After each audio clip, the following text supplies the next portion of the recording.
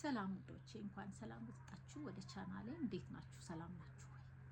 ዛሬ የምንወያይበት በሰላማችሁ ነው። በሰላማችሁ የሚመጣ ማንንም ሰው አትደራደሩ። በተለይ በጭንቅላትሽ በተለይ በሞራልሽ የሚረማመድ ሰው ካለ ከትታውት። ከምሬ ነው የምላችሁ። ለምን የቤተሰብ ሜምበር አይሆንም? ለምን ወንድም አይሆንም? ለምን እህት አይሆንም? ለምን የፈለገው አይሆንም? ደም ከውሃ ይወፍራል ይባላል አይደለ? ኖት ኦልዌይስ። የጭንቅላትሽ ከውሃ ይወፍራል። ጭንቅላትሽ ከውሃ ይወፍራል።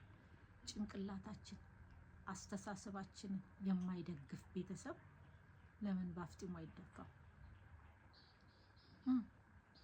ከምሬ ነው የምላችሁ። እና አትደራደሩ። በጭንቅላታችሁ ጨዋታ የሚጫወት ከፍ ለማያደርጋችሁ ሞራል ለማይሰጥሽ ደህና ነሽ አለሁልሽ የማይል ቤተሰብ ባፍጢሙ ይተከል። ከምሬ ነው የምላችሁ። አንዳንድ ጊዜ የኛ አስተሳሰብ አለ።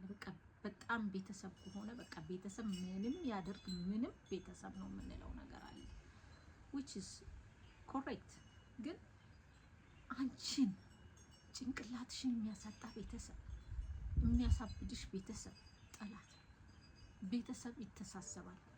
ቤተሰብ ይረዳዳል። ቤተሰብ አለሁልሽ ይልሻል እንጂ ወደ ታች ቆስቁሶ አንቺን አያወርድሽም፣ ሞራልሽን አይነካሽም።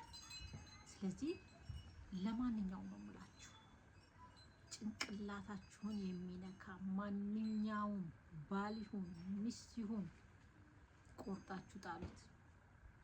በኋላ እንዳትቆጩ። አይ አም ሲሪየስ። ተጠንቀቁ፣ አትደራደሩ። your mental peace is important እያልኳችሁ ነው።